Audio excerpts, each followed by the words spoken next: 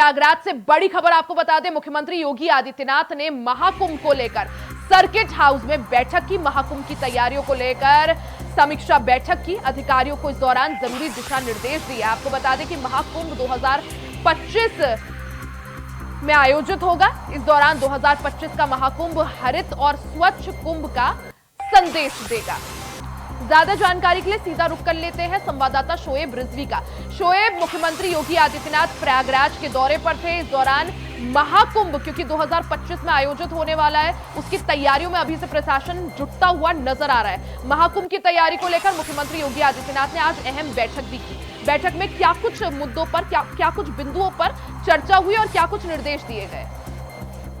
देखिए, बिल्कुल निश्चित तौर पर महाकुंभ अगर कह सकते हैं तो वो एक उत्तर प्रदेश सरकार और केंद्र सरकार यानी मोदी सरकार की एक ऐसी कल्पना है कि एक भव्य और जो दिव्य है वो कुंभ इस बार आयोजित हो 2025 में, क्योंकि इसमें करोड़ों लोग देश दुनिया से इकट्ठा होते हैं और पूरा एक नया शहर बसता है। न सिर्फ नया शहर बसता है, तंबुओं का ये शहर कहा जाता है। यहाँ पर तमाम जो डिपार्टमेंट हैं उनके अधिकारियों की नियुक्ति होती है। एक अलग जिला की तरह वो काम करता है। वहाँ के डीएम अलग होते हैं, वहाँ के एसपी अलग होती है। ये सारी चीजें हो चुकी हैं, काम तेजी से चल रहा है। अब आज मुख्यमंत्री योगी आदित्यनाथ इसको परखने के लिए खुद भी संगम नगरी प्रयागराज पहुंचे थे। उन तमाम अधिकारियों के साथ जो कार्य की प्रगति उसके बारे में जानकारी ली, कैसे कार्य को समय पर किया जाए, किस तरह से इस बार किस तरह से टारगेट करना है, किस तरह से इसको और बेहतर तरीके से आयोजित करना है, क्योंकि ये देश दुनिया का सबसे बड़ा धार्मिक मेला और आयोजन होता है जिसमें करोड़ों श्रद्धालु पूरी दुनिया से इकट्ठा होते हैं। माँ गंगा से आशीर्वाद लेने के लिए तमाम साधु संत इकट्ठा होते हैं। इसलिए अभी अब से कुछ दिन पहले 13 जो अखाड़े हैं देश के सनातन धर्म के, उनके अखाड़ों के साथ प्रशासनिक बैठक हो चुकी है। आज मुख्यमंत्री खुद आए थे, उन्होंने तमाम दिशा निर्देश दिए। खास तौर से सफाई पर विशेष ध्यान देने की बात कही गई है। पॉलीथीन मुक्त मेला क्षेत्र रहेगा, ये पहले से तय हो चुका है। तो कह सकते हैं कि तमाम जो योजना है उसको किस तरह से अमली जामा पहनाया जाए, किस तरह से समय पर, क्योंकि ये दिसंबर लास्ट में चीजें समाप्त हो जाएंगी, जनवरी में ये मेला शुरू होगा।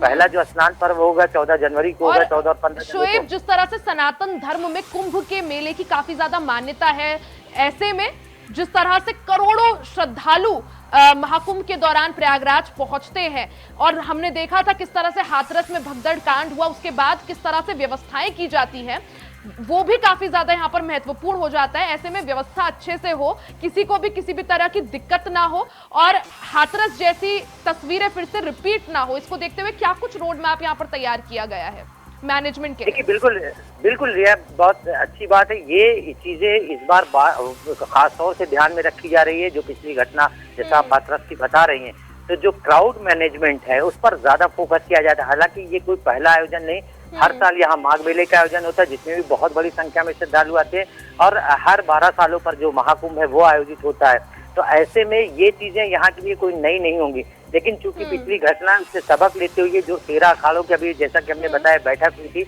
उनमें तमाम साधु संतों से भी उनकी राय ली गई और इस तरह की घटना, खासतौर से इस तरह के कैंप में जो साधु संत आते हैं, देश दुनिया के साधु संत, उनके आशीर्वाद लेने के लिए बड़ी संख्या में श्रद्धालु इकट्ठा होते हैं। तो उनको कैसे मैनेज करना है, क्या कुछ कैसे करना है कि किसी तरह की कोई घटना ना हो, इसको लेकर के प्रशासन और साधु संतों या आयोजकों से समन्वय बैठाने की कोशिश की जा रही है। और क्राउड मैनेजमेंट यहाँ का एक कह सकते हैं कि बहुत इम्पोर्टेंट पार्ट है, कैसे श्रद्धालुओं को। लेकिन शोएब, आपकी बात सिर्फ क्राउड मैनेजमेंट ही एक चुनौती नहीं होने वाला है, बल्कि जिस तरह से आपने भी कहा कि मुख्यमंत्री योगी आदित्यनाथ ने संकल्प लिया है कि 2025 का जो महाकुंभ है वो हरित और स्वच्छ कुंभ का संदेश भी देना है। यानी जैसा आपने कहा, प्लास्टिक फ्री, पॉलिथीन फ्री, साफ सफाई अच्छी हो, ये भी एक बहुत बड़ी चुनौती है। बिल्कुल, इसीलिए प्रशासनिक अधिकारियों के साथ अभी से एक तरह से कह सकते हैं मंथन शुरू हो गया, कहीं कोई चूक ना हो, सारी प्लानिंग हो जाए।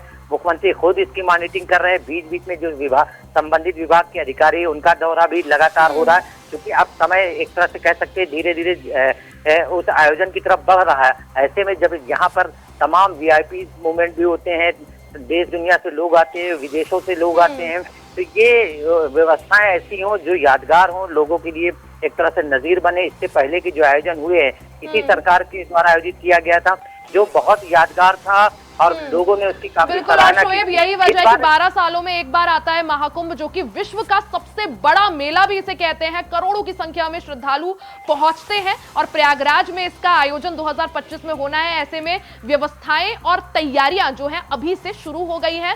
शोएब, बहुत बहुत शुक्रिया जानकारी के लिए।